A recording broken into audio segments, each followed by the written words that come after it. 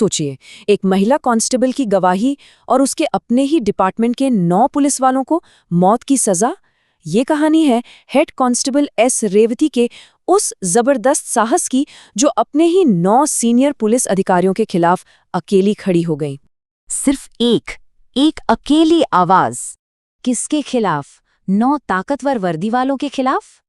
तो चलिए समझते हैं इस पूरी कहानी को और देखते हैं कि जब कोई एक इंसान अकेला ही पूरी सत्ता के सामने सच बोलने की हिम्मत करता है तो अंजाम क्या होता है। ये बात है साल 2020 की, तमिलनाडु के सथनकुलम की। पी जयराज और उनके बेटे जे बेनिक्स को पुलिस कस्टडी में इतनी बुरी तरह पीटा गया कि दोनों की मौत हो गई। ये केस भारत के सबसे डरावने कस्टोडियल डेथ मामलों में से एक बन गया। गिरफ्तारी की वजह बताई गई कि उन्होंने कोविड लॉकडाउन के नियम तोड़े थे। लेकिन पता है क्या, सीबीआई की जांच में ये बात बिल्कुल साफ हो गई कि उन्होंने ऐसा कोई नियम तोड़ा ही नहीं था। ये सिर्फ पुलिस की पावर का एक भयानक खेल था। इस घटना के बाद जो हुआ ना, वो और भी हैरान करने वाला था। पूरा का पूरा पुलिस डिपार्टमेंट एकदम चुप हो गया। चुप्पी की एक ऐसी दीवार खड़ी हो गई जहां हर कोई अपने साथियों को, अपने सहकर्मियों को बचाने में लगा हुआ था। और इसी खामोशी के बीच फंसी थी हेड कांस्टेबल एस रेवती। उन पर कितना ज्यादा दबाव होगा सोचिए। वो एक जूनियर अधिकारी थी और जिन पर आरोप थे वो सब उनसे बहुत सीनियर और पावरफुल थे। उन्हें और उनके फैमिली को धमकियां मिल रही थी, नौकरी जाने का डर तो था ही, और सबसे बड़ी बात, वो 2 छोटी छोटी बेटियों की माँ भी थी। जब जुडिशियल मैजिस्ट्रेट खुद जांच के लिए थाने पहुंचे तो उस डर और दबाव वाले माहौल में रेवती ने वो हिम्मत दिखाई जिसकी किसी को उम्मीद तक नहीं थी। वो आगे आईं और सीधे मैजिस्ट्रेट से कहा, सर, मैं आपको सब कुछ बताऊंगी, हर एक चीज। और बस यही वो एक पल था जिसने इस पूरे केस का रुख ही पलट कर रख दिया।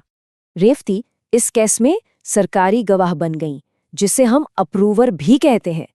इसका सीधा सा मतलब था कि वो अपने ही साथियों के खिलाफ, अपने ही डिपार्टमेंट के खिलाफ गवाही देकर सच का साथ देंगी, अंजाम चाहे कुछ भी हो।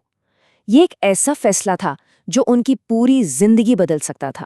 उन्होंने मजिस्ट्रेट के सामने उस रात की एक एक डिटेल रखी, कैसे जयराज और बेनिक्स को घंटों तक बिना रुके पीटा गया।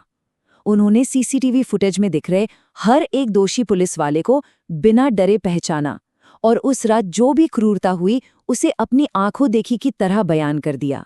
उनकी गवाही का एक हिस्सा तो सच में रूह कंपा देने वाला था। उन्होंने बताया कि पिटाई के बाद जब जयराज और बेनिक्स खून से लथपथ थे तो उन्हीं से जबरदस्ती फर्श पर गिरा उनका अपना ही खून साफ करवाया गया। ये उस रात हुई हैवानियत की सिर्फ एक छोटी सी झलक थी। रेवती की उस एक अकेली गवाही का नतीजा बहुत सीधा और जबरदस्त हुआ। अदालत ने सभी 9 दोषी पुलिस अधिकारियों को मौत की सजा सुनाई। ये भारत के इतिहास में एक लैंडमार्क फैसला था जो एक महिला की उस असाधारण हिम्मत के बिना शायद कभी मुमकिन ही नहीं हो पाता। तो आखिर में सवाल यही उठता है कि जब आपके सामने आपका करियर, आपका परिवार और आपकी अपनी जान दांव पर लगी हो, तब भी सच के लिए अड़े रहना, क्या बहादुरी की असली परिभाषा यही है? आप क्या सोचते हैं?